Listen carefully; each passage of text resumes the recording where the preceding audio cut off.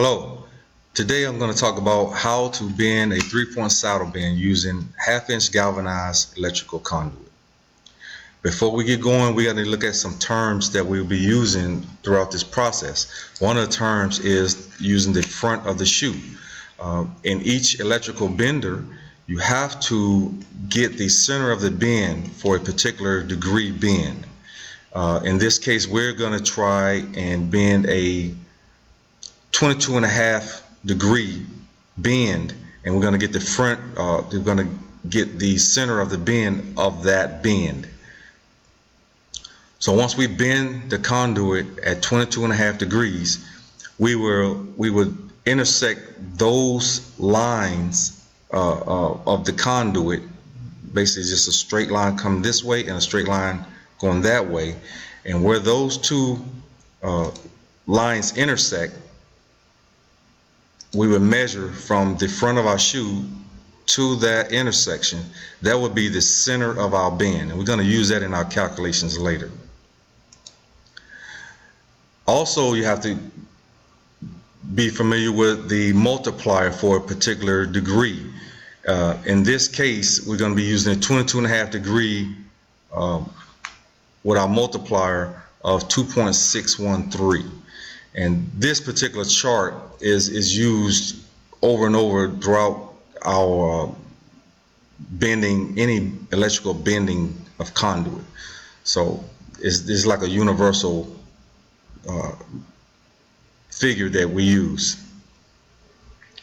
We're going to use the triangle method using the hypotenuse, the opposite side, and the adjacent. And this whole setup I just designed and say it's easier to explain to the students. So right here we got the center of our bend, and of course we're going to use a 22.5 degree bend, which gives us 2 5/8. So our distance to our center of our bend from our box is 32 inches. Again, we got a 22.5 degree bend for our triangle, and our rise is going to be 5 inches. First, you get your degree multiplier, which was 2.6, and multiply that times our rise, which is 5 inches. That gives you your hypotenuse, which comes out to be 13.05 inches. To get your angle, you will square root over hypotenuse squared minus your opposite squared, opposite meaning 5 inches. And here's our figure, which will be 12.05 inches. Now you subtract that from our distance to our object, the center of the bend, and that would be 19.95. Now don't get caught up in how much is 0.95 is right now. Later on you have to just convert that over to actual decimal for your actual ruler. So your first mark will be 19.95, which is going to be the first mark for your center of the bend. Then you subtract your front of the shoe. So that would be your 2.65. And that was the marking that we got for the center of our bend to the front of the shoe. So you subtract that and comes out to 17.29. That'll be your first mark. So you're going to end up being 3 marks, and you're going to do for the center mark. And if you notice up here, you can see how it correlates to which markings you're going to be doing.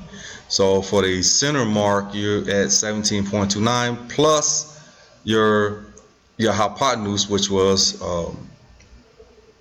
13.05, it comes out to be 30.34. And again, you subtract for the center of the shoe, or the front of the shoe, which is 3 inches for this particular bend. Your center bend is going to be double what your 22.5 degree is, which is 45 degrees. So your middle bend will be 45 degree mark, or 45 degree bend. And of course, we already charted that bender for the center of the bend, which comes out to be 3 inches. And your last bend is going to be 22.5 degree bend. And again, that's going to be 27.35 plus your hypotenuse, comes out to 40.3. Subtract that for the front of the shoe, and your last mark will be 37.74. And again, this is a push-through method for your electrical bender. So you'll bend the first mark, first bend, second bend would be 45 degrees, and your last bend would be 22.5 degrees. Thank you.